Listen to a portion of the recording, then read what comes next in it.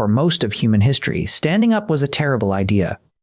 Slower, more visible, easier to kill, and yet your ancestors did it anyway.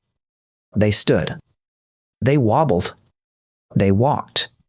On two legs, across an entire continent, across millions of years, across more terrain than any primate before them.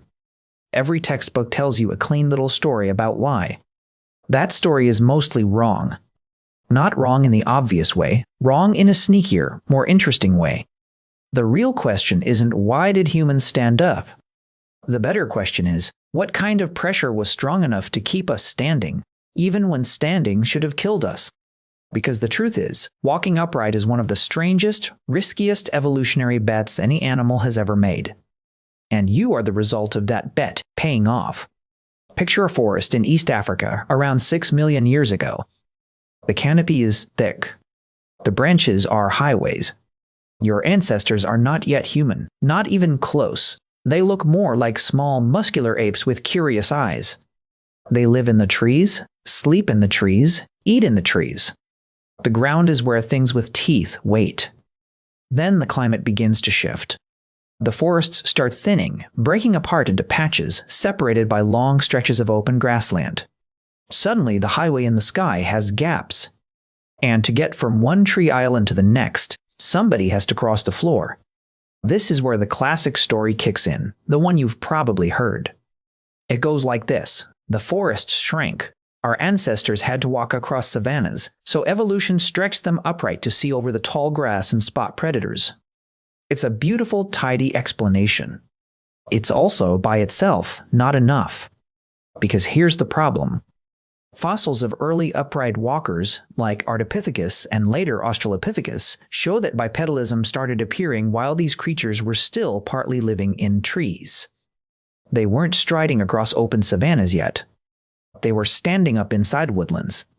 So the savanna made us tall idea, on its own, falls apart. Something else was going on.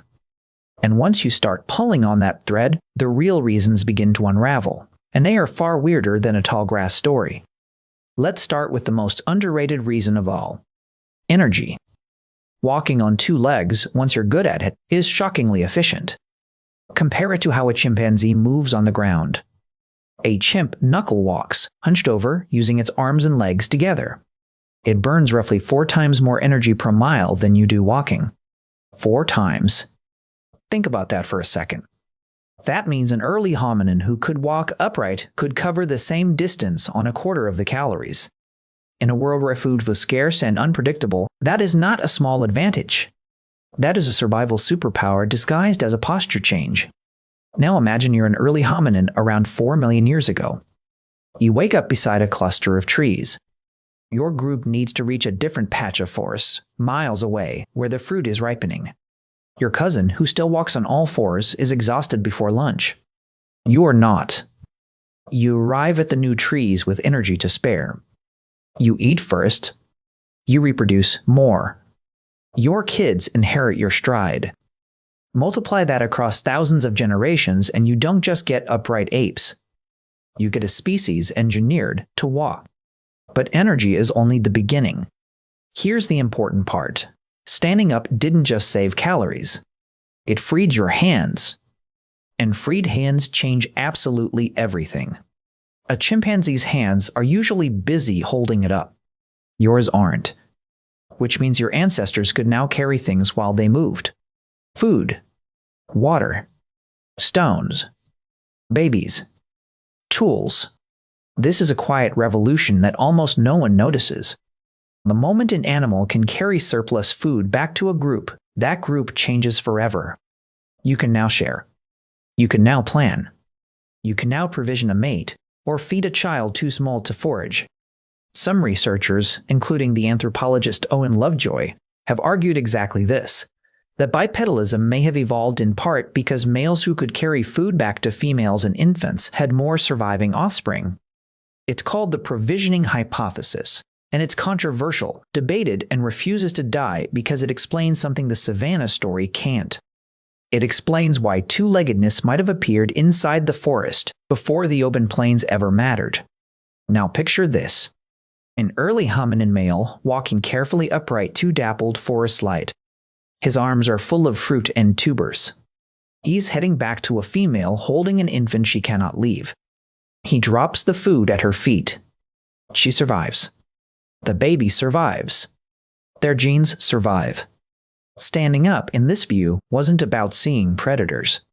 It was about feeding the people you loved. That alone would be enough of a story. There's more. Quick pause, because I'm curious. If you had to guess, before watching this, what reason would you have given for why humans walk upright? The savannah? Tools? Seeing over grass? Drop your honest first guess in the comments and tell me if anything so far has flipped your understanding. I read them, and the weirder, the better. Okay, back to the bones. Because the next reason upright walking stuck around is genuinely strange. Heat. Africa at midday is brutal. For a four-legged animal, the sun hits its entire back at once. For a two-legged animal, the sun only hits the top of the head and shoulders. By standing up, your ancestors instantly reduced a surface area baking in direct sunlight. They also lifted their bodies away from the hot ground and into cooler, faster-moving air. Couple that with another evolutionary trick, losing most of your body hair and developing millions of sweat glands, and you get something terrifying. A walking, sweating, cooling endurance machine. This is the foundation of an idea called the endurance running hypothesis, proposed by researchers including Daniel Lieberman and Dennis Bramble. Their argument is that humans aren't sprinters, but we are absurd, long-distance movers. We can keep walking and jogging in heat that forces most mammals to stop and pant in the shade. That ability may have allowed our ancestors to do something extraordinary, to chase prey for hours until the animal collapsed from heat exhaustion. It's called persistence hunting. Some modern hunter-gatherers, like certain sand groups in southern Africa, have been documented doing it within living memory. A human in the noon sun walking forever is one of the most frightening things on the planet. And it only works because you stood up.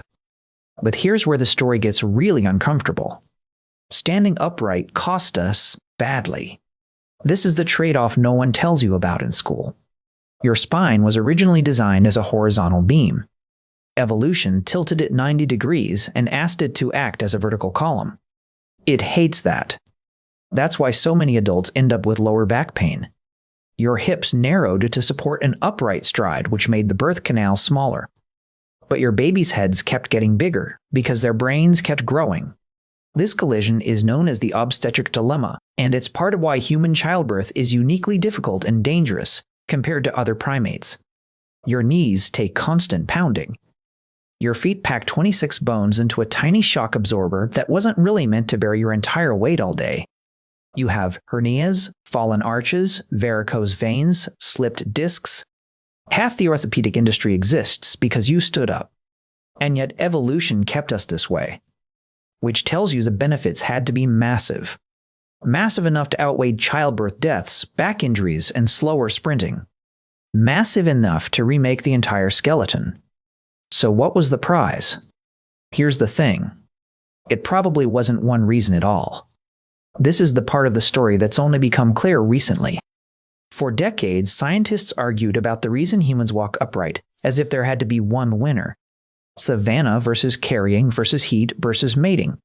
But the fossil record keeps suggesting something messier and more honest.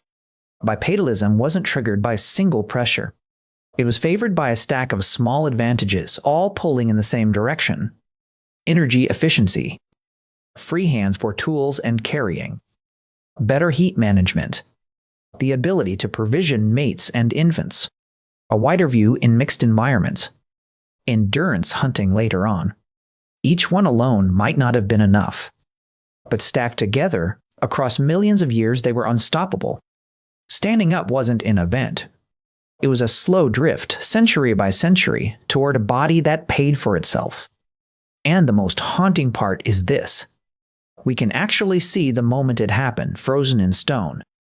In 1978, in a place called Laetoli in Tanzania, paleontologists found a trail of footprints preserved in volcanic ash. The prints were about 3.5 million years old. They were made by hominins, almost certainly relatives of Lucy's species, Australopithecus afarensis, two adults and possibly a child, walking side by side across the soft ash just after a volcanic eruption. Their footprints look astonishingly like yours. A clear heel strike. Arched feet.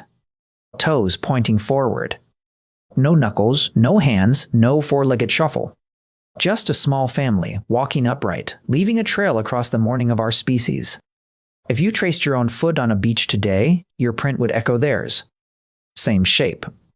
Same stride. Same quiet, two-legged confidence. Across 3.5 million years, almost nothing has changed. Which brings us back to you. Tonight, you will stand up from where you're sitting. You'll walk to the kitchen, or to your bed, or to the door. You will not think about it.